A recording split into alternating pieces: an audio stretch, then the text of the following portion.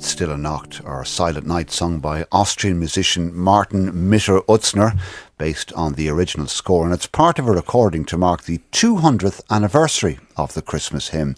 The bicentenary birthday celebrations culminate in Austria today with a special performance at the chapel in Obendorf village near Salzburg, where it was first performed 200 years ago today. Eoghan Corry, editor of Travel Extra, is here. He's just back from Austria. Eoghan, good morning. Happy Christmas to you. Good morning, Gavin. Happy Christmas. And you interviewed a number of academics and visited some of the relevant sites because Austria is in full birthday mode today.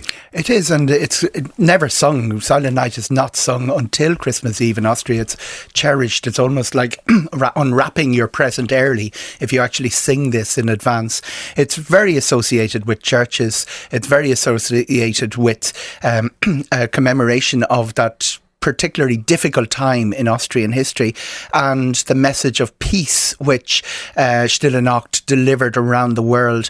It's had a very interesting history, not always associated with peace, because corporate people and mostly political people got involved and presented it in a propagandist way over the year. But the hymn has endured in a slightly different mode than we're familiar in the English language translation. Yeah, tell us about the difficult period in Austria that was the basis for the song. You see, there are 6 verses to Silent Night, and the original, an English translation of the original would go, "Free as our Lord, free us from rats, since times that of our fathers he had."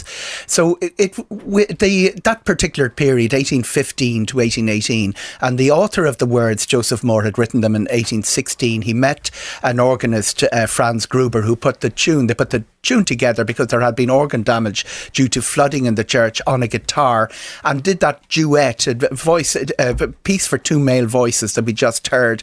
Little bit higher, slightly different tune than what we know today.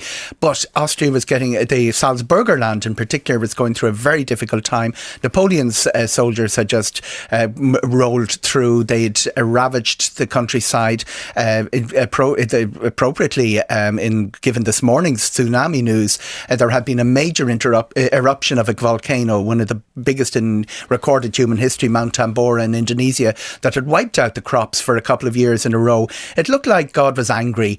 People in Austria didn't know what was happening the other side of the world, and Salzburgerland had lost its cherished independence and was now part of divided between the Austrian Empire and Bavaria. The people of Obendorf, their livelihood of the fishermen was under threat. Everything was going wrong. It was really a plea to God, stop punishing us. And that was the spirit, rather than the rather jolly translation which came from America about 30 or 40 years later. Gruber and Moore died before they would have realised just how famous their song had become. I think Gruber had an inkling because from neighbouring Tyrol, some of the travelling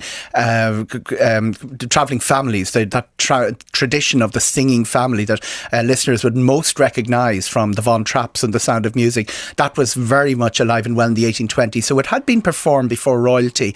They'd gone to America with it, but Joseph Moore was a very interesting character. He was illegitimate. He'd been born in Salzburg. He needed a very strong mentor to be accepted into the seminary to become a priest, which was his dream. He got over all of those hurdles, very literary, very intelligent. He's the one who came up with the words, and he died without knowing that he'd created a hymn which would endure for 200 years and would be recognised, most recently recognised by UNESCO as a World Heritage piece. Oh, and before we let you go, we've been telling people this morning of the sad news of the death of the Irish Times literary critic Eileen Battersby.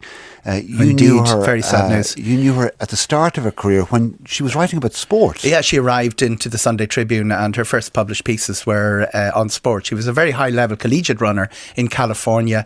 And she wrote about athletics in the Sunday Tribune originally under Seamus Martin when he was sports editor. We'd been working to try and bring sports writing to a very high, more literary level. And I wasn't sports editor of the time. Paddy Agnew, who contributes to this programme from Rome, was the sports editor.